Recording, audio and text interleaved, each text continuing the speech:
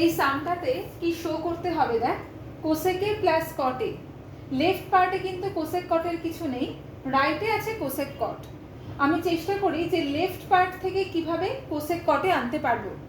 ফার্স্টে যেটা মাথায় এলো যে কোসেক মানে হচ্ছে 1/sin আর কট মানে হচ্ছে cos/sin। তাহলে কসকে আমি সাইন দিয়ে ডিভাইড করলে কট পেয়ে যাব, আবার 1কে যদি আমি সাইন দিয়ে ডিভাইড করি মানে সাইন এ দিয়ে, তাহলে দেখ কোসেক এ পেয়ে যাব। আমি একটু ইন্টারচেঞ্জ করেছি এই দুটো টার্মের মধ্যে। তাহলে cos a by sin a plus 1/sin a minus sin a by sin a।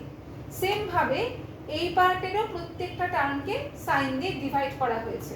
তার মানে পাতি কথায় নিউমারেটর আর ডিনোমিনেটরের প্রত্যেকটা টার্মকে সাইন এ দিয়ে ডিভাইড করা হয়েছে। কেন? কোসেক আর কটটা আনার জন্য। তাহলে এটা কটে হয়ে গেল, 1/sin a মানে কোসেকে, এটা মানে 1। এটাও হচ্ছে সেম ভাবে। এর পরের লাইনে দেখ, একটা অলরেডি ভিডিও আমি আপলোড করেছিলাম যে sec tan এর একটা অঙ্কে আমি 1 এ লিখেছিলাম sec square a minus tan square a। ঠিক সেম ভাবে এই যে 1টা রয়েছে, যেহেতু অঙ্কটা কোসেক আর কট রিলেটেড, তাহলে 1 এর জায়গাতে লিখতে পারি cosec square a minus cot square a। a square minus b স্কয়ারের ফরম্যাট, বাকি কিন্তু পুরোটাই একই রকম থাকছে, কোনো চেঞ্জ নেই। এটাকে a স্কয়ার মাইনাস b স্কয়ারের ফর্মুলায় স্প্লিট করলাম, a plus b into a minus b, মানে কোসেকে প্লাস কটে, কোসেকে মাইনাস কটে।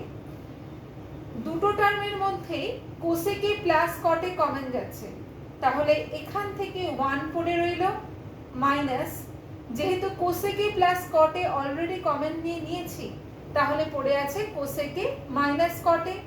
এবার জাস্ট মাল্টিপ্লাই করে দে। খুব ভালো করে খেয়াল কর যে এই পার্টটা আর এই পার্টটা কিন্তু সেম, তাহলে ক্যান্সেল হয়ে পড়ে থাকছে কোসেক এ প্লাস কট এ।